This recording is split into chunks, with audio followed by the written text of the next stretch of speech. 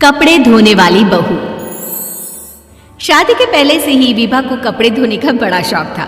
कभी नल के नीचे तो कभी तालाब के पास। अरे मेरी नीली वाली लुंगी नहीं दिख रही है। विभा की अम्मा कहाँ रखी है लुंगी? अरे वो तो विभा ने परसों ही धोकर रखी थी आपकी अलमारी में, देखो वहीं होगी। वो ना मैंने आज धो दी, मुझे लगा कि गंदी हो गई होगी।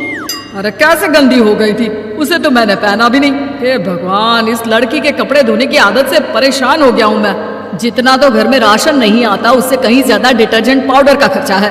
इसकी शादी करवा दो, शादी जाए अपने घर में ही करे काम, फिर चाहे घर के कपड़े धोने हो या पूरे गांव के।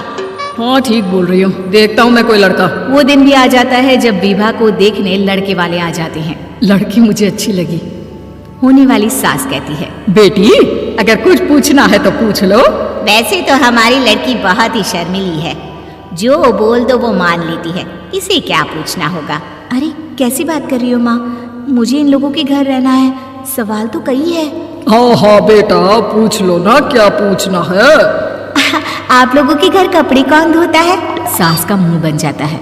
देखो अगर तुम ये कहना चाहती हो कि तुम्हें कपड़े धोने नहीं आते तो सुन लो, कपड़े मैं ही धोती हूँ, लेकिन तुम्हारे आ जाने के बाद मैं रुमाल तक नहीं धोऊंगी। अरे चुप रहना भाग्यवान, बहू बेचारी घर आई नहीं, उसे डराना शुरू कर दिया। वो क्या है ना बिटिया, अभी तक तो ये कल्लू की माँ ही धोती थी, लेकिन अब तुम्हारे पापा तो दहेज में वॉशिंग मशीन देंगे ही। तभी विभा की माँ बोल पड़ती है, सवाल भी पूछा तो क्या। वैसे भाई साहब, मशीन की तो फिर भी कपड़े धोने की कैपेसिटी होती है, मतलब जो बिटिया दे रहे हैं ना विभा, इसे कपड़े धोने का बहुत शौक है। ये आप लोगों के क्या आस पड़ोस गांव मोहल्ले सबके कपड़े धो दे और उफ तक ना करे। बाहर देखा नहीं आपने कितने कपड़े सूख रहे हैं, सब हमारी बिटिया ने ही तो धोए हैं। बस भी करो ना माँ, शर्म आ रही इतनी तारीफ सुनकर।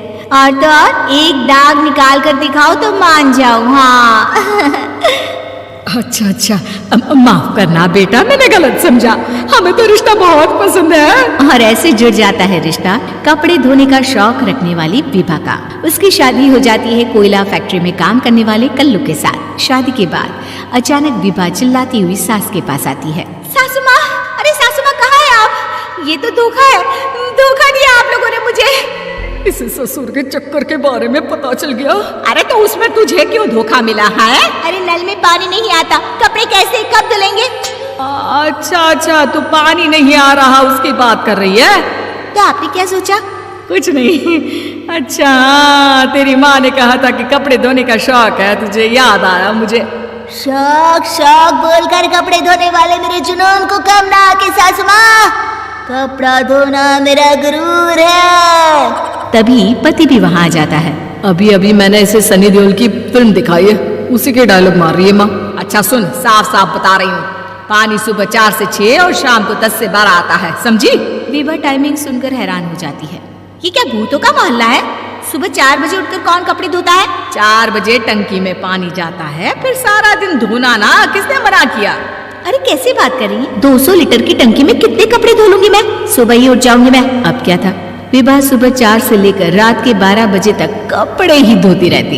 एक रोज सास पड़ोस से निकलकर कहीं जा रही होती है कि साथ वाली कहती है, हाँ कल्लू की माँ, जरा ये बताओ कि 2 साड़ी है, 2 ब्लाउज और एक पेटीकोट और एक नाड़े वाला लंबा कच्छा। हाँ तो?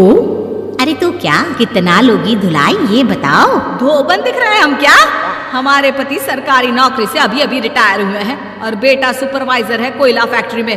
धोबन समझ रखा है हमें? हाय रे कल्लू की अम्मा, माफ कर दो, वो तो मोहल्ले में यही सब बता रहे थे कि तुमने बहू को कपड़ा धुलवाने के काम में लगा दिया है। सास को पड़ोसन की बात सुनकर गुस्सा आ जाता है। वो घर पहुंचती है जहां घर के बाहर ही इतने सारे कपड़े सूख रहे होते हैं जितने कि किसी धोबन के घर पर। अरे ओ कल्लू की दुल्हन, बाहर निकल। माँ जी यहीं आ जाओ, बाथरूम में चादर धो रहे हैं हम। अरे अभी हम धोते हैं, तुमको बाहर निकलो। ये आस पड़ोस वाले बोल रहे हैं कि हम बहू से कपड़े धुलवा धुलवा कर उसे कपड़ा धोने वाली बना दिए हैं। अरे छोड़ो ना माँ जी, किन लोगों की बातों में आती हो? आस पास के लोगों का तो काम ही होता है कि वो किसी तरह सास बहू को लड़ा दे। बहू सारे घर के कपड़े धोती है, ये क्या कम है? बोलिए। सास को भी लग जाता है कि वो बहू का ये सनकीपन नहीं छुड़वा सकती, इससे अच्छा है कि खुद ही चुप हो जाए। एक रोज सास और बहू मंदिर जाते हैं, जहाँ सास की साड़ी वहाँ खड़ी भीख मांगने वाली से मिलती है। माँ जी क्या बात है, आपकी साड़ी उस भिखारन से कितनी मिल रही है ना? हाँ हाँ देखो तो दोनों की साड़ी मिल रही है। क्या बात है कल्लू की अम्मा, तुम खुद को तो अफसर की बीवी बताती हो और ऐसी सिंपल सी प्लेन साड़ी पहनकर घूमती हो। सिंपल और प्लेन नहीं है ये साड़ी। तो क्या सोने के धागे से फूल बने हैं? कुछ भी सासू माँ, कुछ भी। हाँ बने थे इस साड़ी में सोने के धागे से फूल। मेरे पति लेकर आए थे मद्रास से स्पेशली मेरे लिए 10,000 की।